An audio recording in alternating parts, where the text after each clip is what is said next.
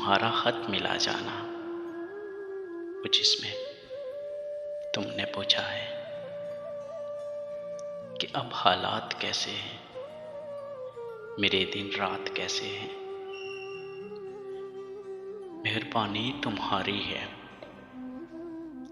कि तुमने इस तरह मुझसे मेरे हालात पूछे हैं, मेरे दिन रात पूछे हैं। तुम्हें सब कुछ बता दूंगा, तुम्हें सब कुछ बता दूंगा।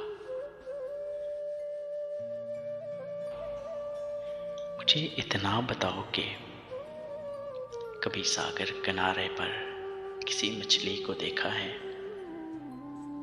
कि जिसको लहरें पानी की किनारे तक तो लाती हैं, कि जिसको लहरें पानी की किनारे तक तो लाती हैं, मगर फिर छोड़ जाती हैं, मगर फिर छोड़ जाती हैं। मेरे हालात ऐसे हैं, मेरे दिन रात ऐसे हैं, मेरे दिन रात ऐसे हैं।